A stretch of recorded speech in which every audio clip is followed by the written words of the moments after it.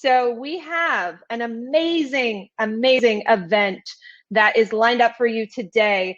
We are going to be speaking with some of the world's most incredible women that are building the future of seafood without need for any slaughter. These are women that are out there really taking things to the next level in terms of ocean preservation, in terms of wildlife. We've got an amazing lineup for you. So we're going to get started in just 1 minute. But first, I am going to go through housekeeping.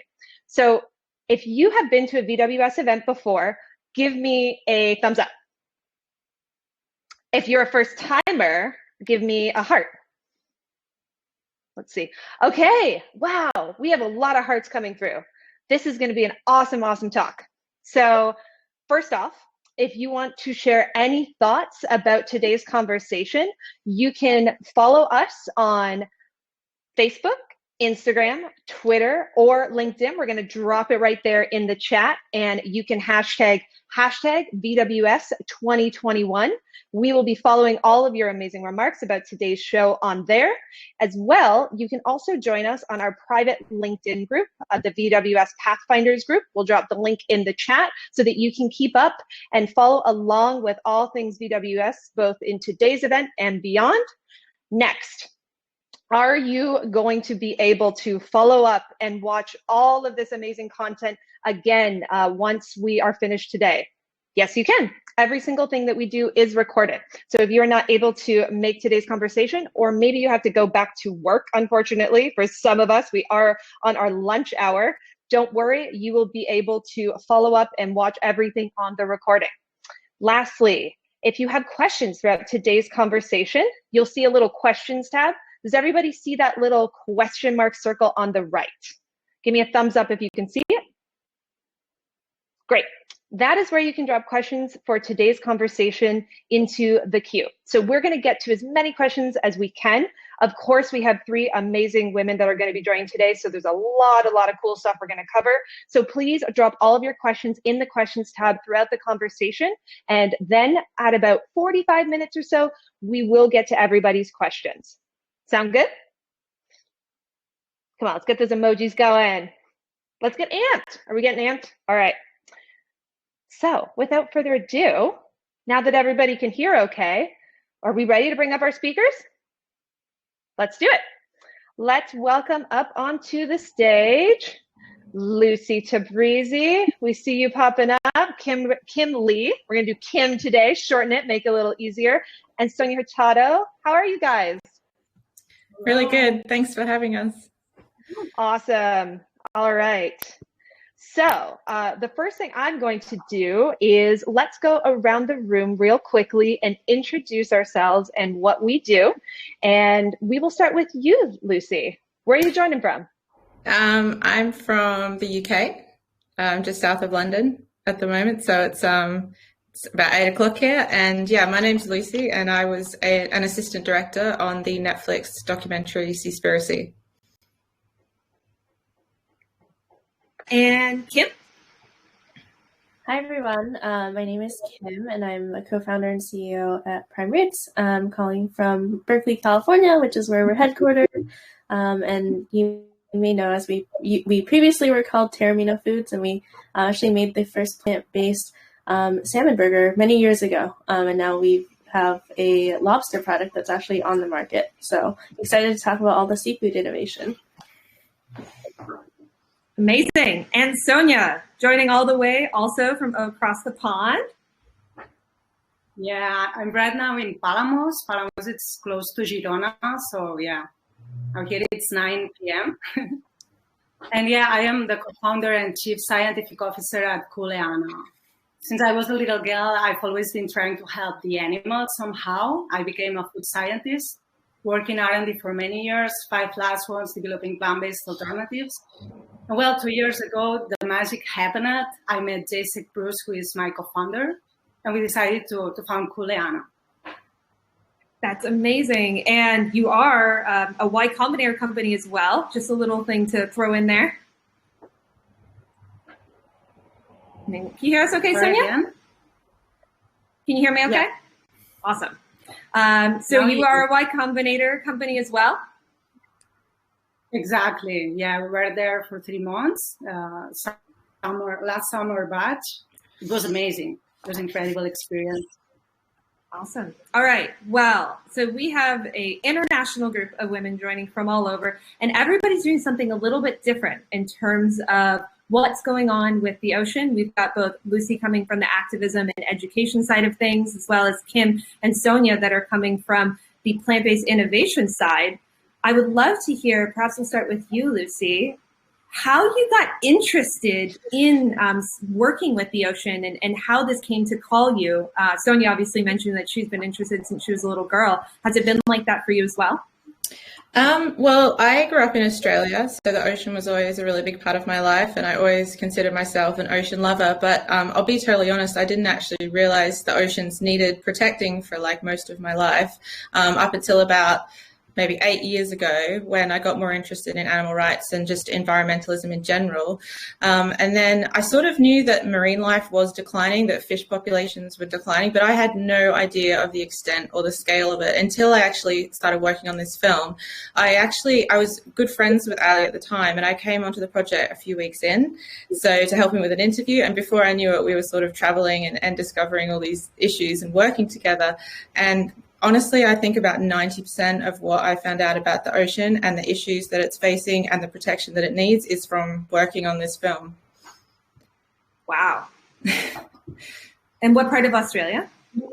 I was born in Melbourne, but I lived in Queensland for most of my life.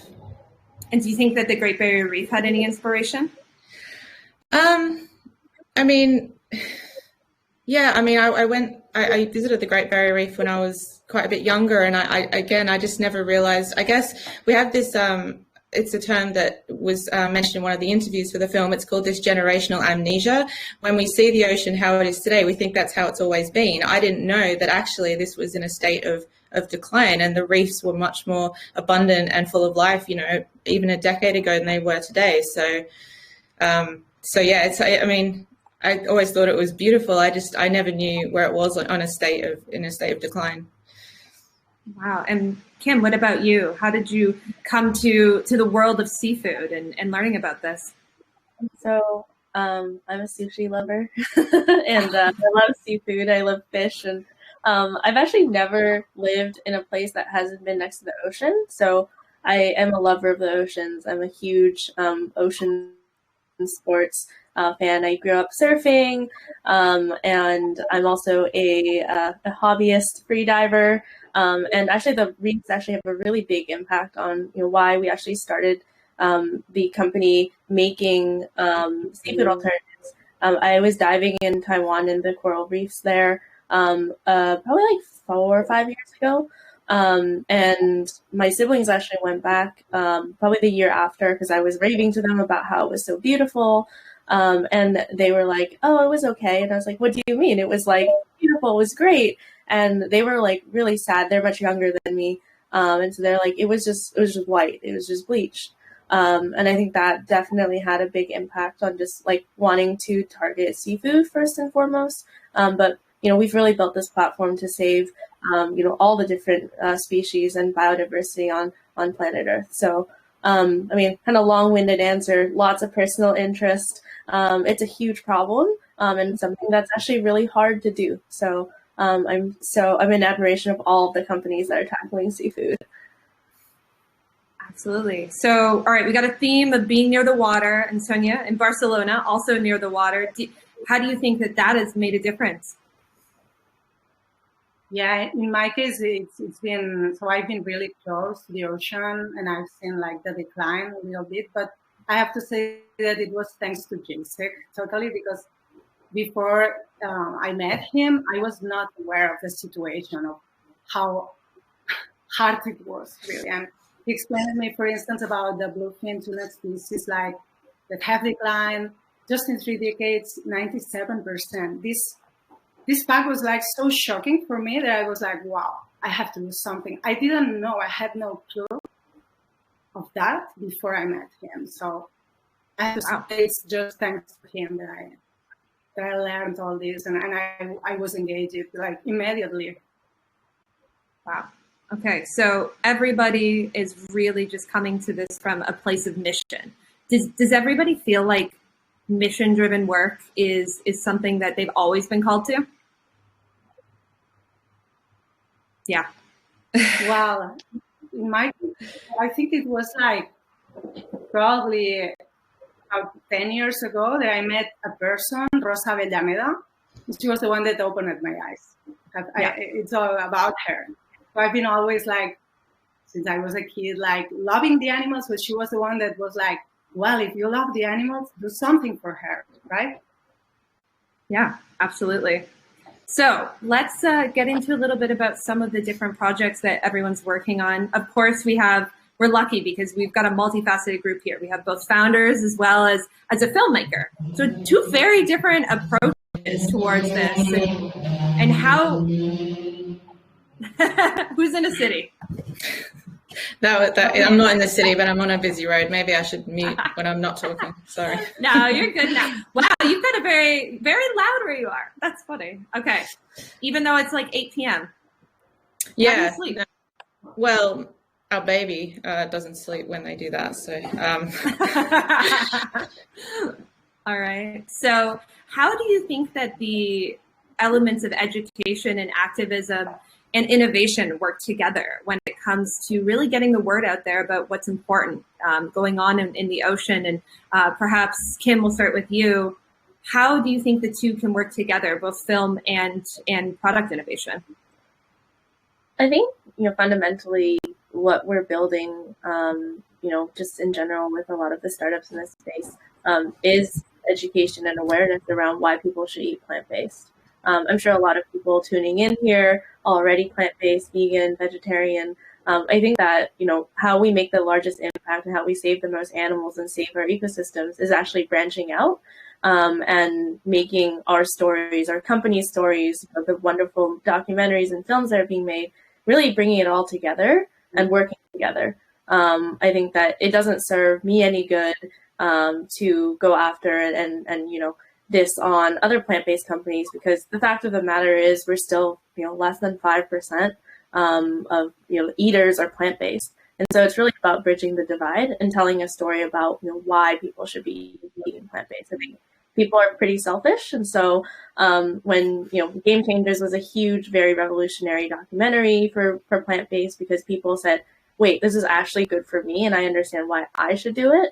I think the oceans are much harder because for a lot of people, it's a little bit out of sight, out of mind. You don't know what's underneath the deep blue sea. So I think that, documentaries like Seaspiracy are so important, and also, companies supporting those endeavors and sharing those endeavors, and likewise, documentaries sharing the work that we do and having these conversations, I think is so critical. It's all about storytelling. Yeah, absolutely. From both the consumer perspective as well as from filmmaking and using art. What about Lucy, in terms of how you're thinking about next steps? You've made a film and so many people are learning to, let's get you off mute there when you have a second. There you go.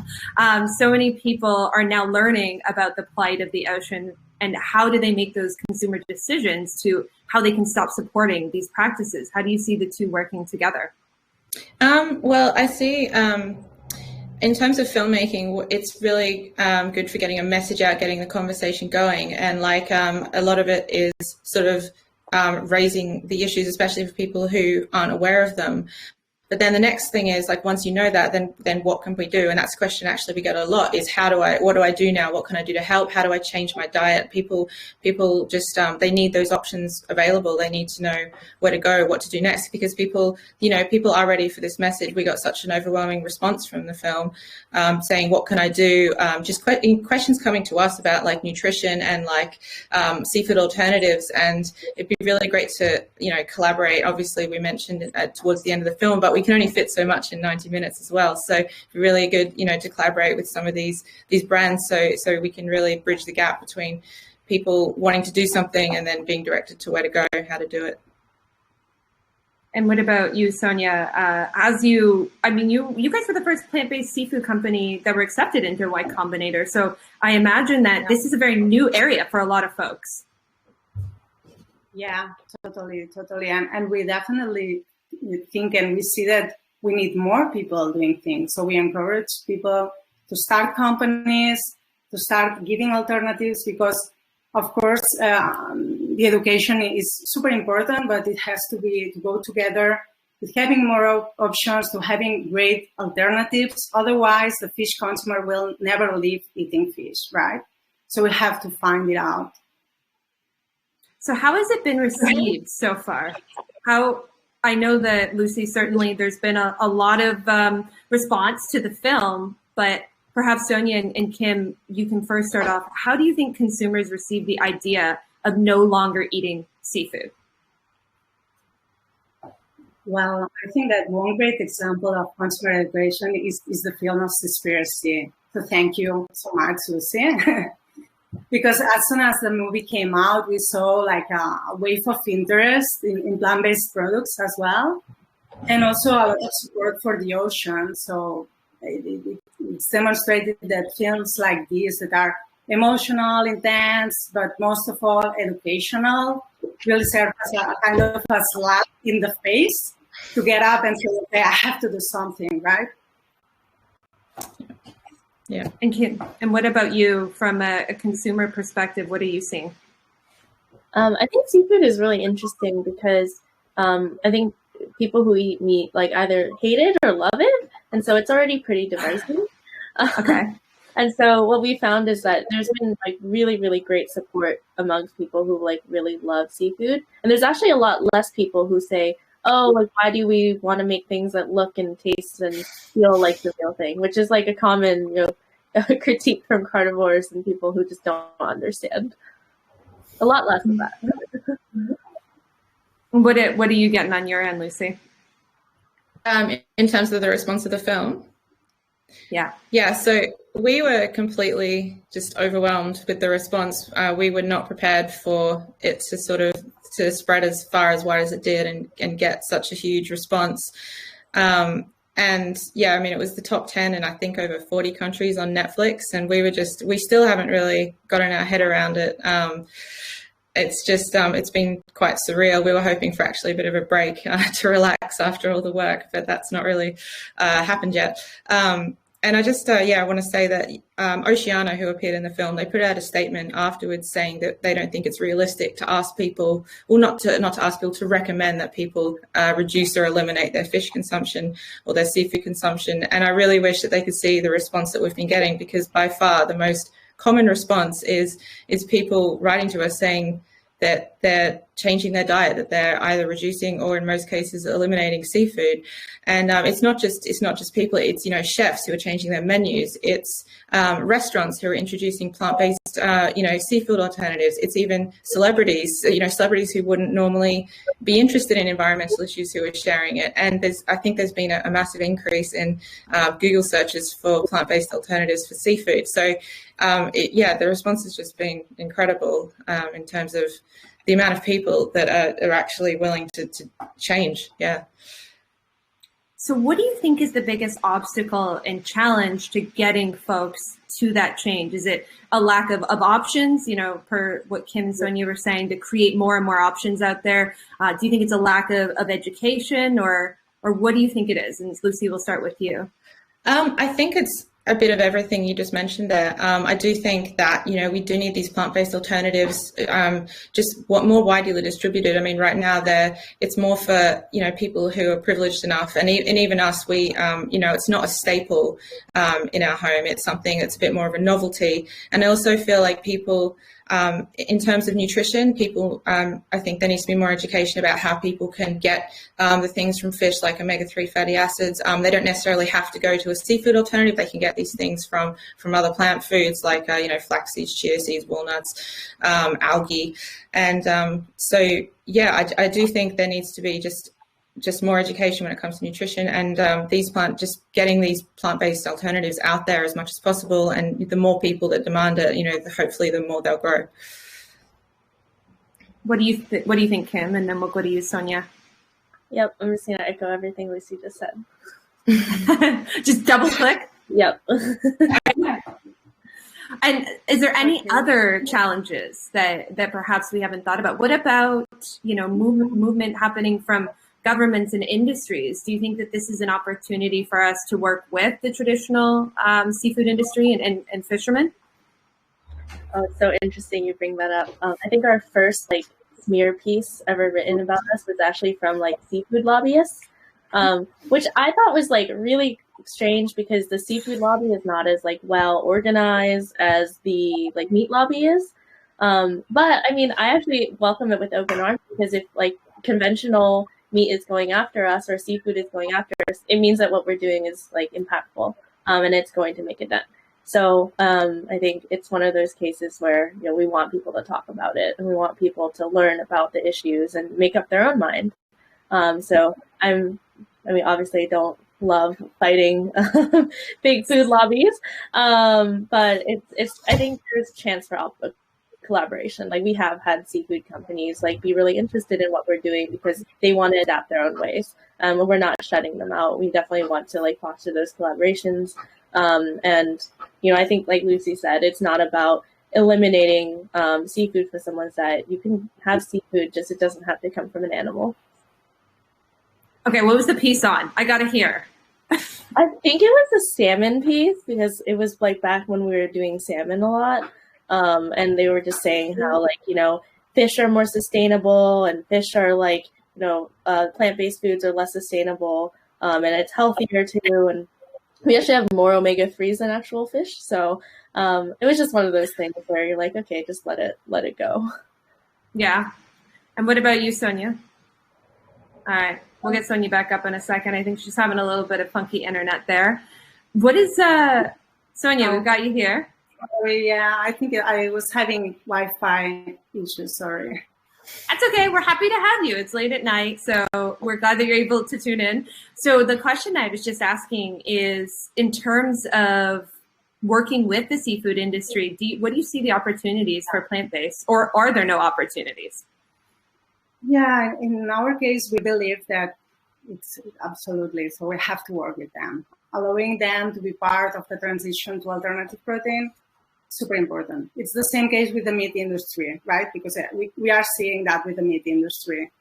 The seafood companies, they are already partnering with high protein companies as they see that customers are demanding more and more sustainable options. And also, if you think they have a lot of resources, such as sales and distribution channels that are already open, that are already there, and will make the change faster, right? Also, we want to reach the current consumer of fish. So then if you think of that, it makes total sense to work with them because it's the way of reaching the current customer of fish, consumer. So this is, I think, the age-old debate that we face in the plant-based industry is, can we work with non-plant-based, industry members? Can we work with companies that do currently produce animal products? And, Sonia, it sounds like there's a lot of reasons from an infrastructure perspective. Kim, Lucy, same thing. I'm just curious, do you think that we're going to see more shifting of institutional partners that are actually providing these options? Do you think we're going to see more money go into that instead of going into their animal product lines? I think so. If they are already doing it, it's because they see the business opportunity. So they will do it because their interest is money, right? So they will do it. So good for us, better for the planet. What do you think, Kim? Well, I think with the collapse of the fisheries, it's terrible, but it has driven seafood prices up quite high. And so, plant-based is a more fundamentally efficient way of making protein. And so, we will be less expensive to produce, more ethical, more sustainable, just checks all the boxes. And I think that the final frontier is really taste, and making a product that will actually convince consumers that it's the real deal. I mean, if you look at crab sticks, imitation crab, it's not a foreign concept to have, alternative seafood products. I think it's just a matter of getting the taste right, and the experience right, which is why when we thought about the first product we would actually bring to market that was seafood, we went after a lobster ravioli, which is really familiar. It's easy to cook. You can't mess it up. And it's been a great hit, and it's been like such a great way for people to experience that plant-based seafoods can actually taste like the real thing, and that you can have the whole experience. And Lucy, are there any unlikely allies that you've found through your work with Seaspiracy? I'm not sure about unlikely allies. I mean, the most criticism from the film has expectedly come from fishing industry, fishing groups. And just to add, I mean, I always think there's room for improvement. You know, there's room for better enforcement. There's a lot of, just to go on a bit of a tangent, like, for example, reusing, repurposing, like fishing gear, for example. So there's plenty of improvements to be made in that sector. But I also think, you know, there's a spectrum of sustainability. So obviously at one end, you've got the bottom trawling and the most destructive fisheries, and at the other end, you know, you've got someone with a pole and line. But I think ultimately, with the oceans and the crisis point that they're in, with 90% of the large fish gone, you know, some shark populations down 99%, fish populations on the verge of collapse, I think nothing is going to be as effective as a message to reduce and eliminate fish. So I really think at this point, when it comes to industrial fishing, we need to be leaving the oceans alone and giving them a chance to recover. And, you know, we've seen these really inspiring stories from, you know, animal farmers on land who, you know, they're farmers for several generations, and then they've decided to move over to plant agriculture. And I really hope, you know, for some similar stories when it comes to seafood and the fishing industry. So it brings me to my next question: is what is the best and the most what story has come out of your work? We'll start with you, Lucy, that has touched you the most. What part of the film has touched us the most, or any sort of, you know, reaction to folks that have come to you? What are the types of stories that stand out to you that show you like, wow, we've really, really made a difference? I think like people who are changing, like, for example, there's been a few people who have written to us who are in the food industry, like they're chefs and they want to redo their whole menu now that they've seen the film, and they really want to make a massive change. And we get people writing to us, especially the younger generation, who are like inspired to now become marine biologists or dedicate, you know, their life to ocean conservation. And that's really moving, that we could have that effect on people's lives just through a film. So yeah, it's been really great. That's amazing. And Kim, what do you think has been the most amazing story that you've been able to come across? We got you, Sonia. We're dealing with you're in are you in rural internet right now? Sorry. All right. You're smiling face, Kim.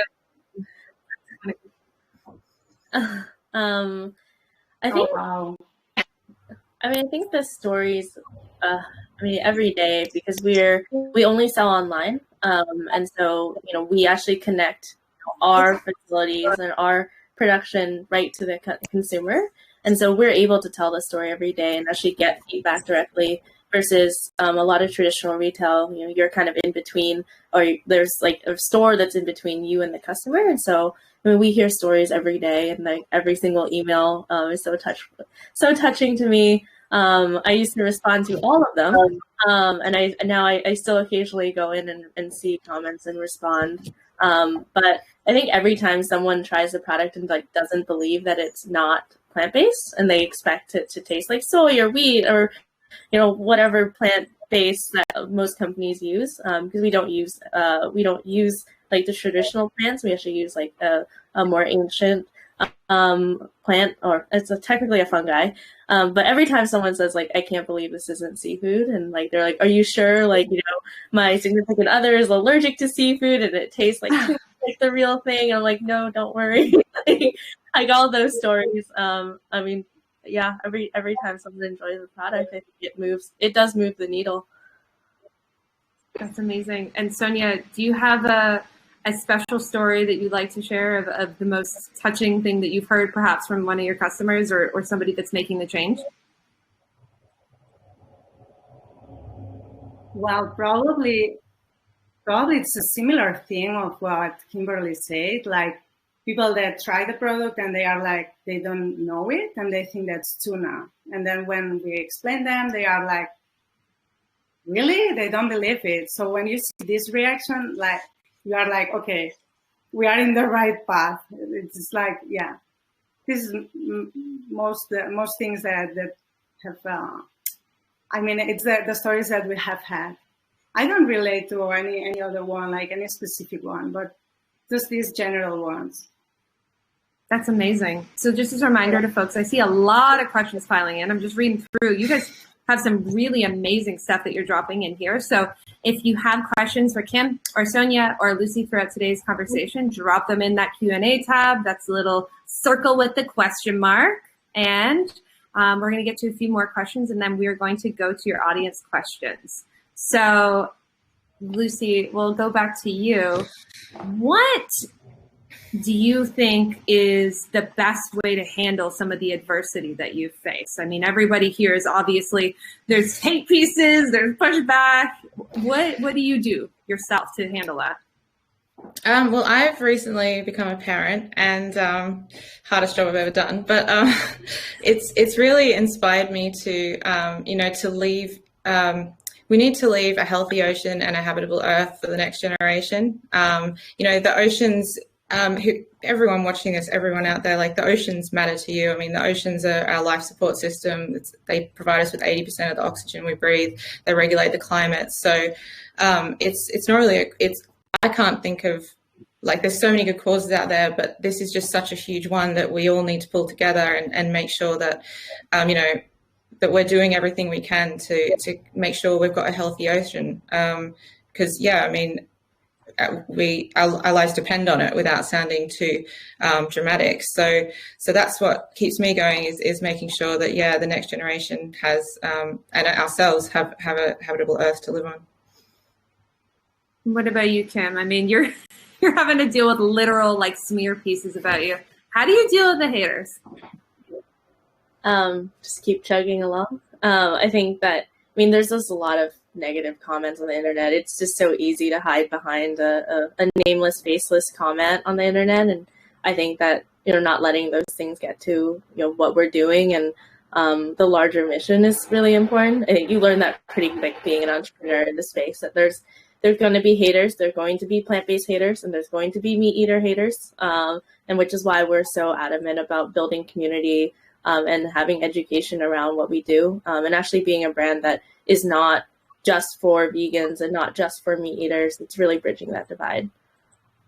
And what would be your tip for folks that are joining today? We have a lot of founders in the community. What would be your tip for how you create a community that's inclusive of both?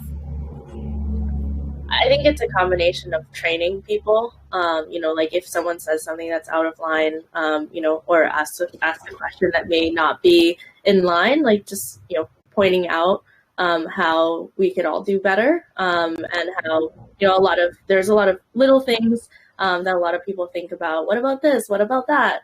But it's really about the larger mission. We get a lot of questions about things that we are well aware of.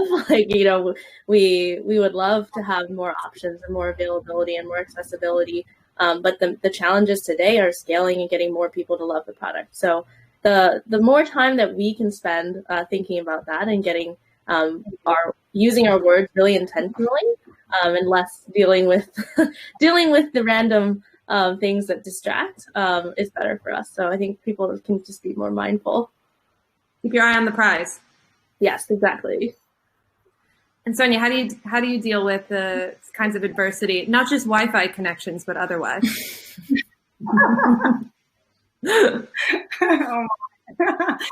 Well, personally, I think, and I tell myself, time is running out. And if I don't do anything, then nobody will, right? And I have the same thing. Okay, I'm a mother, I have 2 children, and I want them to fight for this change to happen.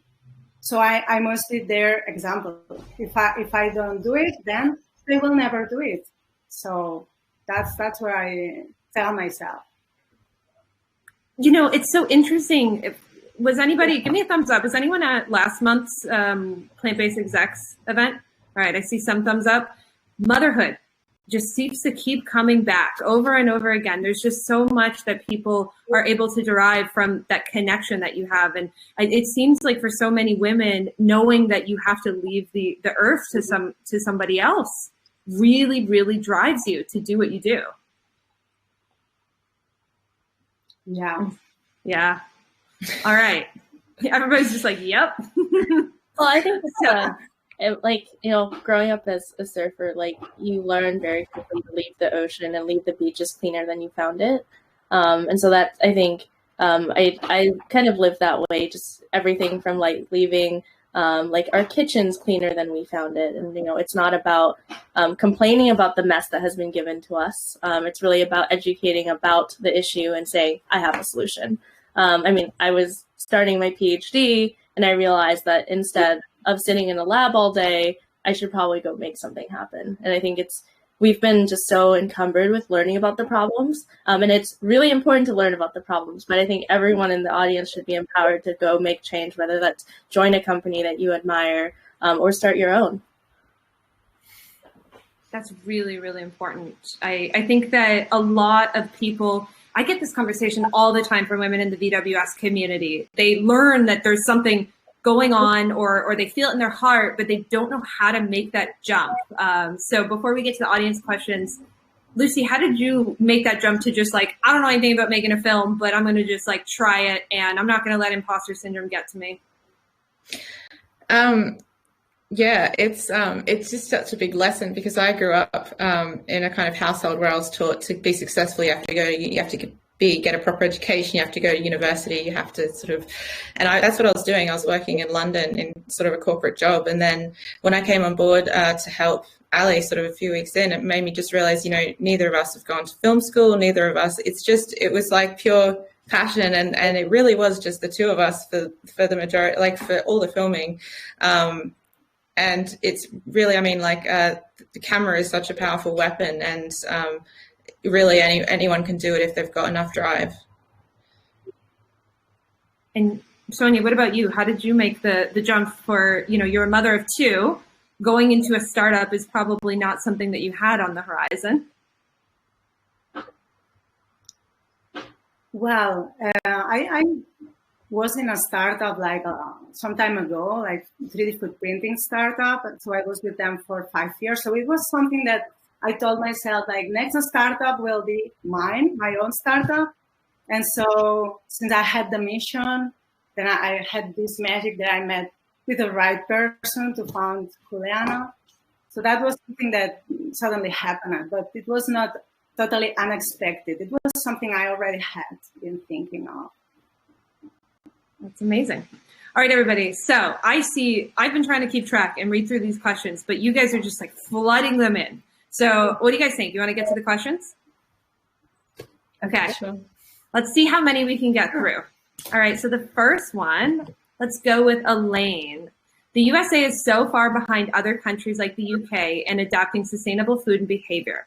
What can Americans do to improve? So maybe we'll start with you, Sonia, since you're joining from Europe. What are the differences you see between what's going on there and what is going on in the US?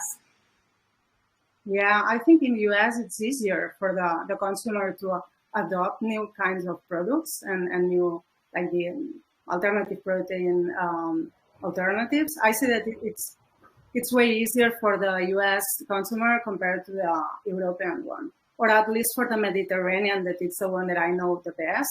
I see for them it's harder to adopt different products that taste different, that are not exactly so satisfying. But the case of the US consumer, I think it's not that demanding. That's my thought.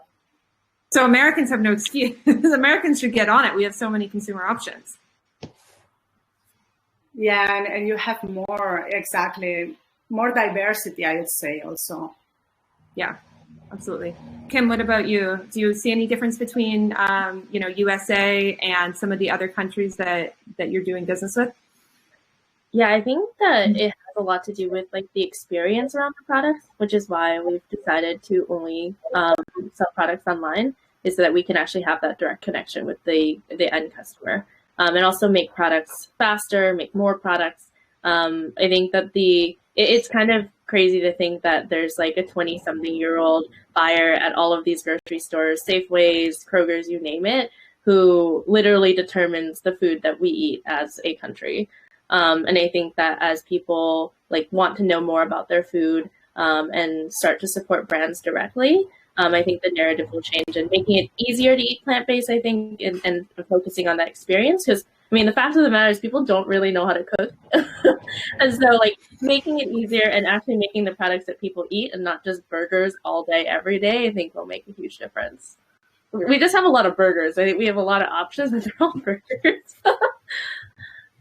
I know, it's all about the burger. Yeah, I think about 5% of U.S. Animal slaughter is actually going towards burgers. Like, we eat actually chickens. There's so much in chickens, and there's so much, especially over in Asia with seafood, and yeah, all we seem to hear about is burgers. I mean, one day it's all going to be conventional, right? Plant-based will be conventional one day, and that's, you need the options. You need to have every single item having an alternative, or today what we call a plant-based alternative, to be able to truly compete. So I'm excited for that day. It's coming. All right, Lucy, next question is for you from Shreya. I'm going to print it up here. This is a great question. So Seaspiracy covers a range of different topics that had to be consolidated into a very limited time frame. How did you decide on a single film instead of just doing a series? I think from the beginning, it was only really going to be a documentary. I mean, we had Kip Anderson come on board as our executive producer, and he had made 2 previous documentaries. So it was never really discussed about being a docuseries. But then as we worked on the film, trying to fit all these topics into an hour and a half is so difficult. Like, some of the things we had to cut out, just as I don't even want to think about it, because we had to just cut out some really important parts. So I think there was talk of perhaps doing a docuseries, but I think at the moment we're just going to concentrate on getting out those stories through our social media channels and trying to cover what we couldn't cover in the film, and who knows down the line. But there's nothing at the moment in the works for a docuseries. Do you have any specific follow-up projects planned? There's a few things. I mean, at the moment, we're just growing our team and trying to keep up with the response. So that's taking up our time at the moment. And I think down the line, there are a few things in the works, but it's definitely going to focus on something to do with the environment and social issues. But I probably can't talk about what they are yet because we don't know what we're doing. So watch this space. We're trying to get the scoop here, Lucy. Like, can you give us any nuggets to go on? There's a few things that directly that we couldn't fit in the film that we want to look into. But yeah, I really shouldn't say. I don't want to get in any trouble. Okay. All right. Fair enough. So let's go to. All right. So this is another question that's coming through. So I'm going to go to you, Kim. Are there lobbying groups championing subsidies for plant-based seafood and incentivizing smaller fisheries to transition to supplying vegan businesses? It's a really interesting question. I think it's like a 2-parter there. So the lobbyist groups championing, I think, seafoods or subsidies for plant-based seafoods. I don't think that there are any specifically targeting subsidies, but there are a lot of great organizations, like the Food Institute, that champion plant-based businesses in general. I'm not aware of any that are championing for subsidies. I think we're just not there as an industry. Like, we are so small in terms of a percentage of total protein that, like, we have a long way to go before people will actually listen. I mean, there was a great piece, I think, published in Fortune recently by Paul Shapiro about how meat is really political in this country. And so it's really interesting. Yeah, we're talking about seafood, but I think it lives within the larger umbrella of just plant-based meat in general. And then transitioning smaller fisheries to supplying vegan businesses. I don't know how that would be possible, but kelp farming, maybe seaweed farming. Yeah, I mean that's interesting. There are definitely. I think the impact comes from actually bigger companies collaborating with plant-based businesses to, like, either repurpose their lines and help to make products. I think that the smaller fisheries, and a big thing that people always ask about in terms of just like plant-based meats, like what happens to the farmers, what happens to like the people in those industries. There are plenty of opportunities within the plant-based space. And so I think there's definitely room for people to kind of champion that transition. I mean, plant-based is more sustainable. It's more ethical from both a human health perspective and the labor that's involved, but also just in general. So I think targeting big businesses is getting big businesses to shift their ways towards more plant-based, I think, is more impactful. And then also kind of bringing into the fold people who are part of the fishing industry into plant-based. And I know that there's a lot of fields and pastures that have been turned into oat fields for like milk. And so it has been done before. It just, there have to be resources put towards that. And so you mentioned GFI, Kim. So Sonia, is there anywhere in Europe for folks that are joining from, the UK or Europe or somewhere over there? Are there any organizations that you would recommend folks look up or get involved with? Can you hear me, Sonia? No, I couldn't hear you. Sorry. Is there any nonprofits that you recommend for folks to get involved with in Europe relating to this topic? I'm not aware of any one of them, but I think that, so more or less, I agree with Kim, what she said. I think it must be similar in Europe. It must be really similar. Because of the small fisheries, I don't see that they be so easily engaged. So maybe it would be a job that we could start doing, or maybe some people could start entrepreneuring something, some kind of businesses that could be related to that, like encouraging them to start vegan businesses instead of keeping with the traditional business. So probably it's an idea popping up that somebody could grab and start a startup into that, right? And doing something in that line. Yeah, absolutely. All right, Lucy, let's go back to you. Priyanka has a great question. Hey, Priyanka.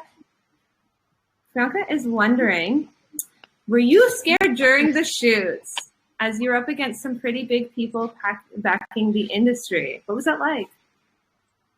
Yeah, I mean, I was definitely scared during some of the shoots, and some of it we definitely didn't. I mean, I was definitely afraid at the Faroe Islands. I don't know if it's scared would be the right word. Actually, I was in a state of just shock, I think. But yeah, definitely we went to Thailand to interview some of the people who had escaped the fishing industry there. But yeah, I mean, we tried in the film not to concentrate too much on our own state at that time, although we were quite scared and just out of our depth. And we just sort of did the interviews and got out of there as fast as possible, because we really just wanted to amplify their voices and not sort of look at our how scared we were, because we were there voluntarily to try and get these people's stories, whereas obviously for years these people were trapped on these boats, and that was not voluntary at all. So yeah, I definitely think there was, being scared was definitely an element on and off throughout the filming of the project. Yeah, I think there was an element of a bit of naivety as well. I think sometimes we went into situations, we just sort of turned up at places and didn't realize about the danger until we were already there. So, yeah. Yeah, absolutely. I have a friend that actually worked on the Cove, and she had a very, very similar, response to it, where they just had no idea when they showed up to shoot in some of these situations that things could get so heated so quickly, especially when you're out of your element in these foreign countries where there's language barriers, and that is really scary stuff. Yeah, I mean, the fact that, just as a side note, the fact that it was just me and Ali filming, I think that was to our advantage in a lot of ways, because we really just did look like a couple. So I think that helped, just made it look like we were sort of on holiday or something. And we just did all the filming on, like, we fit everything into just 2 backpacks. So I think in a lot of cases, that was kind of to our benefit, instead of bringing a whole film crew into these situations. Yeah, absolutely. All right, so Rebecca's got a great question. Perhaps, Kim, you kind of spoke to this. What were your backgrounds? Was it always in the plant-based food industry, or did you make a career change? If so, what would your tip be for making a career change into the industry? So maybe Kim, we'll start with you. So I actually grew up in the food industry. My mom is a professional chef, and so I've just grown up scaling a lot of just different food service and food businesses with my parents. None of them were plant-based though, so I didn't actually realize the impact of like the food that we were making and serving to people. My mom actually now has converted all of her businesses to being 100% plant-based. Yeah, I'm really excited And I mean, what I was doing, was kind of helping them with their business and scaling that. And then, as I mentioned, I was a researcher doing PhD research, and took the leap. We had a lot of people who were just really excited about the research that we were doing at Berkeley, and encouraged us to get started and make it real. So I think having support and having people tell you you can do it. And so for anyone who's out there, like, I'm telling you, you can do it. If you have an idea, you can make it come alive.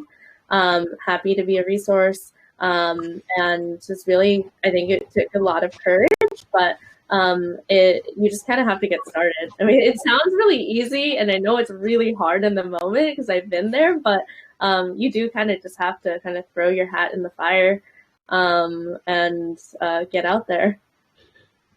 And Lucy, you left a corporate career. How did you make that jump? What would your tips be? Oh, I don't actually know how it happened. I was, for me, working, I sort of had these corporate jobs. I went to university and studied architecture, and I somehow found myself doing sort of business management. And for me, work was never really, it was always just something to pay the bills. It wasn't something I was passionate about. So I was kind of, I guess, trapped in a way, but then I became really interested in the environment and animal rights about sort of 8 years ago. And then I became really driven in that sense. So it became less and less about, people would notice at work, I just wasn't engaged. I just didn't really care, to be honest. And I was trying to make the whole office environmental and care about all these issues as well. And I think I just annoyed everyone to the point where I just thought, I can't, I just don't want to live this way anymore. So it was kind of scary there for a few weeks. I had no idea what I was going to do. I'd never been, my whole life, like I said, I'd always been taught that you have to go into an office job to be successful. So I was kind of, fish out of water there for a few weeks. But then I came onto this project, and it was amazing to be able to do something that I care about for the first time in my life. And it's actually harder. Working on this was harder than any office job I did, which was, my heart was never in it. So my advice is just jump. And and then when you have that fear, you'll figure it out. Yeah. Yeah. I mean, it's better to make that jump and to just do something that you believe in than to kind of sit in this box that's smothering you all day, every day. This is your one and only life. Mm-hmm. Yeah.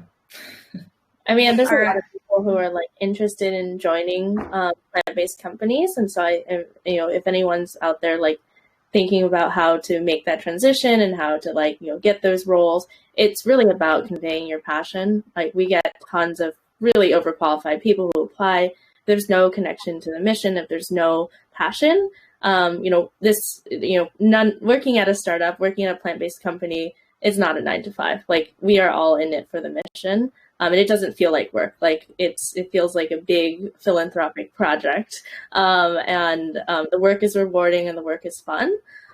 Sometimes not, but still, it moves the needle, and you can just see your work come to life. And so I think the biggest thing people don't realize when they apply for jobs is that if you don't convey why you want to do something, you won't stand out. So just do it, and also be sure to convey why you yourself and not your resume wants to make an impact. That's really good advice. And Sonia, do you have anything that you would like to add for how you make the leap into a career like this?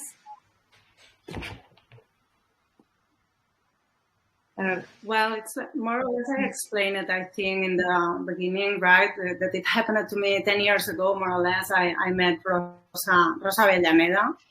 She's amazing. She was the founder of Lujuria Vegana in Barcelona. And she was the one that opened my eyes. You have to do something. If you believe in that, do something, right? And it still took me a little bit of time. And what I have to add here is that once you do that step, and you start being mission-driven, and all what you do is mission-driven, you cannot go backwards. Because if you go backwards, you feel like hell. Literally, you get out of your work every day crying. It happened to me. Because I did that just for some months, and I was like, wow, I cannot do that anymore. So that's important. Once you do that step, it will be always like that. You will keep going. It's very well said. All right, I'm going to go to the last question from the audience. And this is a great one from Emma. Hey, Emma, you're staying up late with us. Thank you. Where or who do you get confidence and inspiration from? So Sonia just listed, her hero. Lucy, who gives you confidence and inspiration?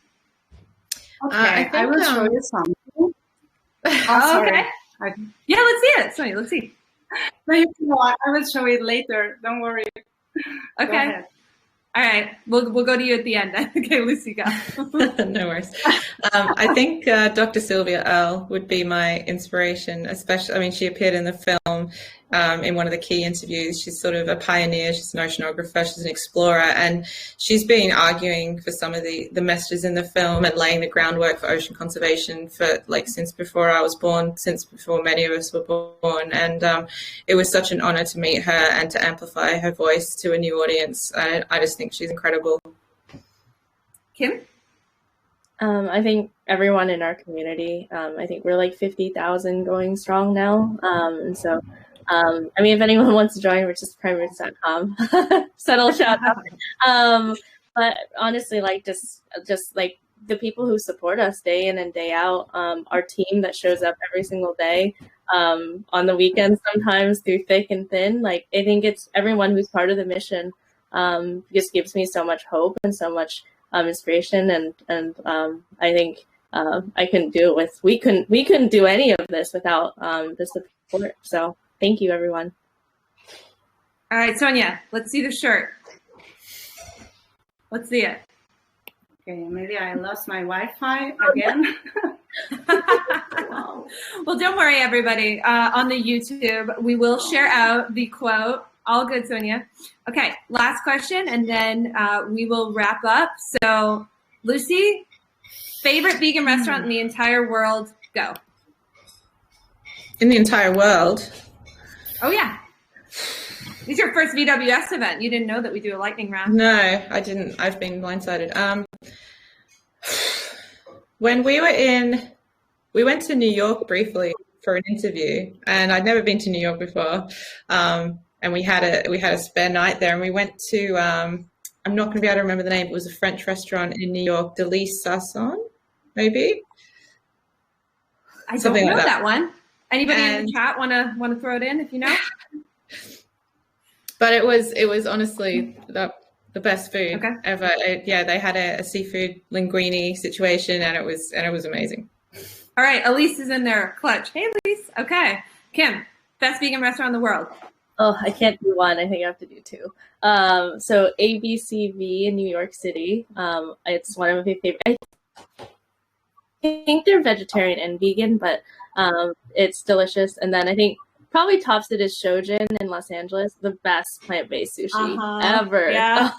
And now during the pandemic, they have this drive-in dine where you can pull up your car and eat in your car with this whole experience. I love it. Yay. Okay. Sonia, we've got you back. Best vegan restaurant in the world? Yeah. Baca in Barcelona. Okay. Amazing cheeses. Right. Cheeses. You have to go. All right, everybody. Thank you so much for joining us today. Sonia, thank you for tuning in with the wild Wi-Fi over there. Kim, Lucy, we'll have you back again soon. All right, we'll see everybody soon. This will be recorded and shared out. Bye, everybody.